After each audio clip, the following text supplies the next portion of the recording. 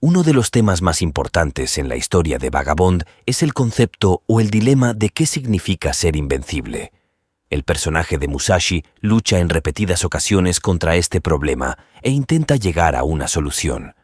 De hecho, también vemos que otros personajes legendarios abordan esta pregunta durante sus propios caminos como espadachines. Y aunque hay varios momentos en que Musashi tiene un mejor entendimiento de lo que significa ser invencible, uno de los que, en mi opinión, es más importante es cuando conoció a un espadachín legendario que muchos consideraban invencible. Me refiero al viejo Yagyu. El encuentro de Musashi con este hombre le hizo cuestionarse de forma muy profunda qué significaba ser invencible. Musashi, aunque había estado persiguiendo la invencibilidad durante prácticamente toda su vida hasta ese momento, también entendía que había una parte negativa en ese estilo de vida. Había algo que no paraba de molestarlo, ya que no entendía por completo cuál era esa parte negativa de querer ser invencible. Pero Musashi había tenido un excelente ejemplo de cómo la búsqueda de ser invencible, o de la excelencia, en este caso de ser un espadachín, podía en ciertas formas destruir la mente de las personas. Y es que Musashi tuvo el ejemplo de su padre y vio cómo esa búsqueda o esa obsesión con la invencibilidad lo llenó de miedo y de enemigos imaginarios. Esa grandeza por ser invencible o por mantenerse invencible se puede volver una carga fácilmente si no se aprende a dejarla ir.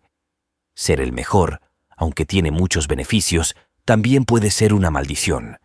La invencibilidad aisló al padre de Musashi del mundo entero y lo llevó incluso a ver a su propio hijo como un futuro enemigo. A este hombre le aterraba perder su invencibilidad y lo llevó a estar fracturado mentalmente.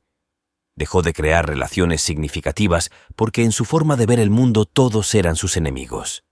Todo era una competencia y siempre tenía que mostrarse como el mejor. Hasta su mismo hijo era una competencia en sus ojos. La idea de ser el más fuerte controló por completo sus emociones y dañó su vida en lo individual y en lo social. Con este ejemplo en la infancia de Musashi, a él siempre le quedaron las ganas de ser invencible, pero también la preocupación de cómo te puede dañar esta forma de vida. Cuando Musashi conoció al viejo Yagyu, este hombre estaba enfermo, viejo, decrépito y muy cerca de la muerte.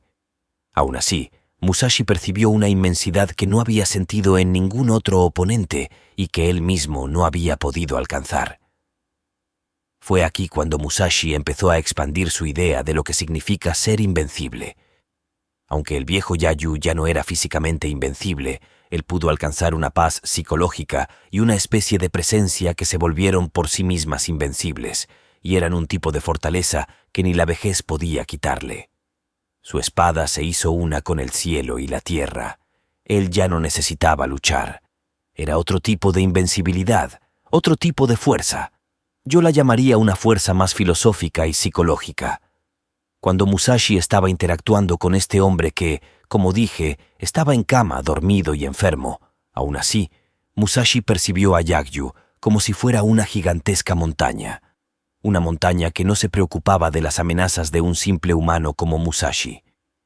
Yagyu había trascendido la invencibilidad física que se va con la edad, con la enfermedad, con los accidentes o simplemente con las circunstancias que pueden hacer a otra persona más habilidosa que tú. Como el mismo Yagyu mencionó al empezar a hablar con Musashi, ser invencible físicamente es solo una palabra, es solo una idea, no es algo real, no es algo permanente. Siempre puede haber miles de circunstancias que derroten esa supuesta invencibilidad que se creía tener. No se debe caer en esa maldición de obsesionarse con ser invencible. Aunque puede ser un sueño o un objetivo que sí crea beneficios poderosos, al mismo tiempo puede hacerse muy autodestructivo. Nos podemos convertir en esclavos de un sueño que es prácticamente imposible de mantener. Debemos recordar que los sueños deben funcionar para nosotros y no nosotros funcionar para ellos, y así evitar hacernos esclavos de nuestros propios sueños. La fortaleza que había alcanzado Yagyu era tan intensa que él podía bajar completamente la guardia frente a Musashi. Podía mostrar completa indiferencia a la agresividad y violencia que Musashi tenía en ese momento, no porque decidiera ser débil o inofensivo, sino porque había logrado convertirse en un hombre tremendamente fuerte, pero aún así, él podía simplemente decidir no querer luchar. Su mente tenía una paz que ya no estaba controlada por la violencia o por la competencia. No se veía forzado a combatir o a probarle nada a nadie. Jagyu sí tenía la capacidad de luchar a un nivel que casi nadie alcanzaba, pero también desarrolló la fuerza para saber cuándo no valía la pena luchar. En la historia de Vagabond, cuando Musashi acercaba su espada al viejo acostado y semidormido, haciéndole esta amenaza de asesinarlo, aún así, Musashi podía sentir que Jagyu en cualquier momento podría detenerlo si así lo decidía. Sin hacer prácticamente nada, Jagyu lograba intimidar a Musashi y le hacía entender que no importaba cuánto lo amenazara. Jagyu tenía el control de sus propias acciones, ya sea que decidiera luchar, ya sea que decidiera morir o que decidiera detener la espada con una simple pala de madera que servía para rascarse la espalda. Musashi se dio cuenta de que ese control de la violencia y de la paz que tenía Jagyu hacía que el viejo se sintiera como alguien completamente conectado con la naturaleza o con todo lo que los rodeaba. Inoue muestra esto en su dibujo cuando Musashi ve a los ojos de Jagyu y su mente se llena de imágenes de plantas, ríos, animales y el universo mismo. Musashi sintió que estaba enfrentándose contra el universo, y esto ocasionaba miedo y confusión en Musashi, al punto de que tuvo otra visión donde ya no estaba luchando contra Jagyu, sino que estaba luchando contra él mismo. A mi forma de verlo, es como si Musashi estuviera luchando contra su propia ignorancia. Él no entendía del todo cómo es que Jagyu había conseguido esa forma de invencibilidad o de control de su vida y su muerte, y eso hacía que Musashi solo pudiera pelear contra sí mismo, contra su propia ignorancia o miedos. Vimos que Jagyu podía vencer a Musashi incluso jugando. Es decir, él no necesitaba entrar en un combate directo para demostrarle que él tenía la habilidad suficiente para hacerle frente a las espadas de Musashi. Y como dije, incluso una pala de madera era suficiente para mostrar esta fortaleza de espíritu y de mente. Más adelante vimos que Jagyu lanzó esta pala de madera al aire, haciendo que le cayera en la cabeza a Musashi sin causarle ningún tipo de daño, pero sí demostrándole que incluso con esos juegos y ese comportamiento un poco tonto, Jagyu era capaz de pasar las defensas de Musashi. Y no es que literalmente Jagyu, viejo y enfermo, y con una pala de madera, forzosamente fuera más fuerte físicamente que Musashi. Lo que quiero decir es que la capacidad de Jagyu de mantenerse en control e incluso ser bromista frente a un enemigo tan peligroso como Musashi mostraba una superioridad psicológica. Jagyu ya no necesitaba una espada de acero. Él se convirtió en su propia espada, una que estaba en control de sus acciones.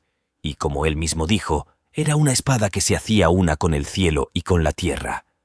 Este concepto de hacer tu espada una con el cielo y con la tierra también se repite cuando vemos la historia del maestro de Jagyu.